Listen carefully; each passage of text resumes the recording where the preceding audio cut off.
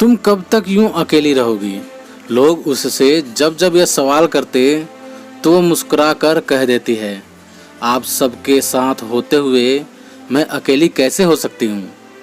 उसकी शांत आंखों के पीछे हलचल होने बंद हो चुकी थी। बहुत बोलने वाली वो लड़की अब सबके बीच चुप रहकर सबको सुनती है, जैसे उसे किसी अहम जवाब का इंतजार हो। मानसी ने दुनिया देखी थी। उसकी अनुभवी आंखें समझ रही थी कि कुछ तो हुआ है जिसने इस चंचल गुड़िया को संजीदा कर दिया है। लेकिन क्या? अंजलि, क्या मैं तुम्हारे पास बैठ सकती हूँ? प्यार भरे स्वर में उन्होंने पूछा। जरूर आंटी, यह भी कोई पूछने की बात है। मुस्कुराती हुई अंजलि ने खिसक कर बेंच पर उनको बैठने के लिए जगह बना दी। कैसी हो? क्या चल रहा है आजकल? मानसी ने बात शुरू करते हुए पूछा। बस आंटी, वही रूटीन, कॉलेज पढ़ाई, अंजलि ने जवाब दिया। आप सुनाइए। बस बेटा, सब बढ़िया है। आजकल कुछ न कुछ नया सीखने की कोशिश कर रही हूँ। चश्मे को नाक पर सही करते हुए मानसी ने कहा। अरे वाह, क्या सीख रहे हैं इन दिनों? अंजलि ने बनावटी उत्साह दिखाते हुए कहा, जिसे मानसी समझकर भी अनदेखा कर गई। बस यही कि उन अपनों को कैसे अपना बनाया जाए जो मुझे अपना कहते तो हैं पर अपना समझते नहीं। मानसी जी ने लंबी सांस भरी और चश्मा ऊपर बालों में टिकाते हुए अंजलि की आंखों में आंखें डालकर अपनत्व भरे लहजे से कहा। मानसी की बात सुनकर अंजलि की नजरें भी मानसी के चेहरे पर गड़ गईं। भावुक नजरों से वह उनकी तरफ देखने लगी, जैसे वह कुछ समझने की कोशिश कर रही हो। उसका गला भर आया। कुछ हिचकिचाते हुए रुंधे स्वर में वह बोली, नहीं आंटी जी, जैसा आप समझ रही हैं ऐसी कोई बात नहीं है। बस मैं अपना दुख बताकर किसी और को दुखी नहीं करना चाहती। बेटा, क्या मैं समझती नहीं हूँ? पति के मौत के बाद यूं अकेले जिंदगी काटना आसान नहीं होता।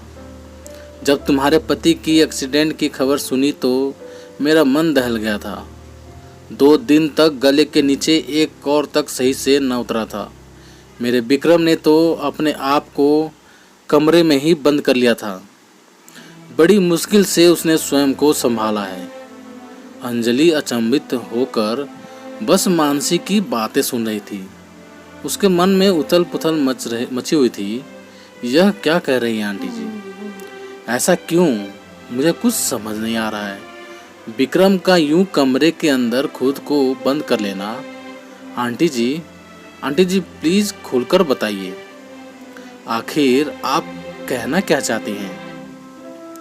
उन्हें बीच में ही टोकते हुए अंजलि ने पूछा। बेटी, लखनऊ से ट्रांसफर लेकर जब हम दोबारा इस शहर में आए तो तुम्हारे बारे में हमें सब कुछ पता चला। जब तुम्हारे घर गई तो पता चला तुम यहाँ हो, इसलिए तुमसे मिलने यहीं चली आई। मानसी ने अंजलि का हाथ अपने हाथ में ले लिया और बोलना जारी रखा। बेटी, विक्रम तुम्हें बहुत चाहता है। उसने कई बार तुमसे अपने दिल की बात बतानी चाहिए, पर तुम तो जानती ही हो कि वह कितना शर्मीला है। कभी किसी लड़की से बात तक नहीं करता। तुम जब भी कभी गिन्नी के साथ घर आती थी, वह किचन में मेरी मदद करने के लिए दौड़ा चला आता था और तुम्हें देखने के बहाने मेज पर नाश्ता भी खुद ही लगाता था। वह मन ही मन तुम्हें चाहने लगा था बेटी। तुम्हारा नाम सुनते ही उसका चेहरा टमाटर की तरह लाल सुर्ख हो जाया करता। मैंने उसके मन को भांप लिया था, इसलिए जब उससे तुम्हारे बारे में बात की तो उसने मुझसे अपने दिल की बात कह दी। बेटा, किसी अच्छे मौके पर तुमसे इस विषय पर बात करके हम तुम्हारे मम्मी पापा से मिलने की सोच रहे थे, लेकिन शायद ईश्वर की कुछ और ही इच्छा थी।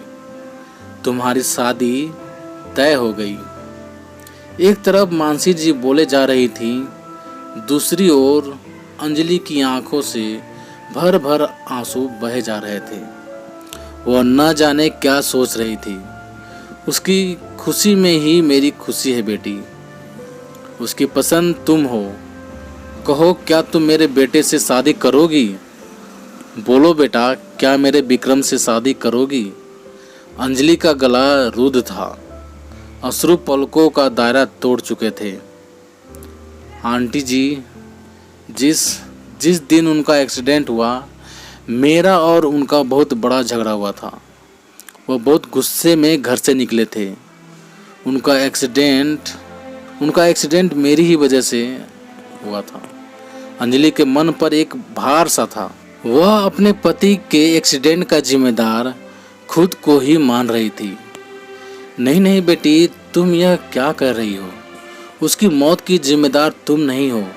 अपने मन से ये बोझ उतार दो। अंजलि बेटा, जीवन और मृत्यु उस ऊपर वाले के हाथ में है। वह सबको गिनकर सांसें देता है और सांसें पूरी हो जाने के बाद वह उन्हें अपनी शरण में ले लेता है। इसमें तुम्हारा कोई दोष नहीं। यह सब किस्मत का खेल है बेटा। अंजलि वहीं बैठ गई और काफ़ी देर तक जमीन में अपना सिर गड़ाए रोती रही। मानसी जी चाहती थी कि अंजलि आज जी भर कर रो ले, ताकि उसका दर्द पिघलकर पूरी तरह से बह जाए। इसलिए उन्होंने भी उसे रोने से नहीं रोका। रो ले बेटा, आज जी भर कर रो ले, क्योंकि मैं नहीं चाहती कि मेरी होने वाली बहू की आंखें दोबारा कभी नम हो। सिसकते हुए अंजलि मानसी जी से लिपट गई। शायद अंजलि के मन का बोझ अब उतर चुका था। तो दोस्तों, आप सभी को ये कहानी कैसी लगी कमेंट करके हमें ज़रूर बताना।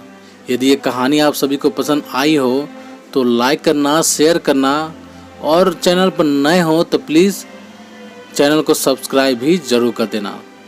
तो चलिए दोस्तों, मिलते हैं आप सभी से एक और नई कहानी के साथ। तब तक के लिए जय हिंद, वंदे मातरम।